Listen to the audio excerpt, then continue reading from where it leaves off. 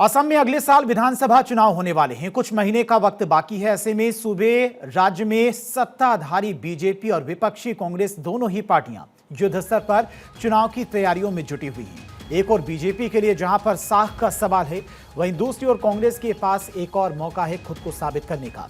आगे इसी खबर का विश्लेषण करेंगे और समझने की कोशिश करेंगे कि आखिर बीजेपी की क्या तैयारी हो रही है। असम में बीजेपी ने चुनाव प्रबंधन कमेटी और मैनिफेस्टो कमेटी समेत 36 कमेटियां बनाई हैं। बस औपचारिक ऐलान होना बाकी है।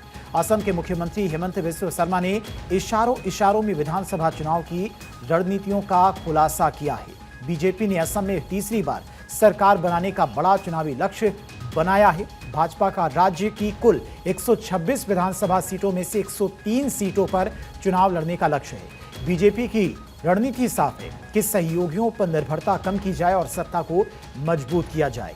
सीएम शर्मा नए उम्मीदवारों को शामिल करने के लेकर युवाओं पर फोकस करने वाली बात भी कह रहे हैं और इस पर पहल भी कर रहे हैं। जैसे असम में परिसीमन के बाद 10 से 15 नई सीटें बनाकर आसान बनाया जाएगा। भाजपा कोर कमेटी की मीटिंग के बाद सीएम शर्मा ने अल्पसंख्यक वोटों को साफ तौर पर बांट दिया है। एक और विपक्ष महागठबंधन बनाने के पर विचार कर रही है, जबकि सत्ताधारी बीजेपी आगामी विधानसभा चुनाव को लेकर लगातार बैठकें कर रही है।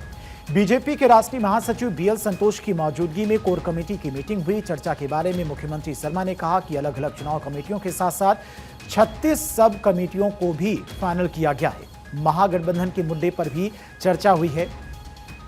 जाहिर है कि इस बार बीजेपी ने पहले ही अपना टारगेट सेट किया हुआ है। रणनीति अभी से तैयार की जा रही है और सहयोगियों से बात भी की जा रही है।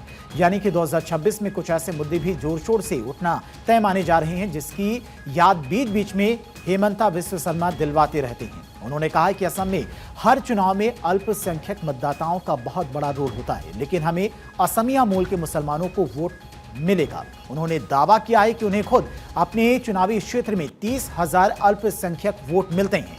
अगर दूसरे मुस्लिम वोटर्स भी वोट देते हैं तो ये अच्छी बात है, लेकिन हमें इसकी उम्मीद नहीं है। यानी बीजेपी पहले से ही मन बना चुकी है।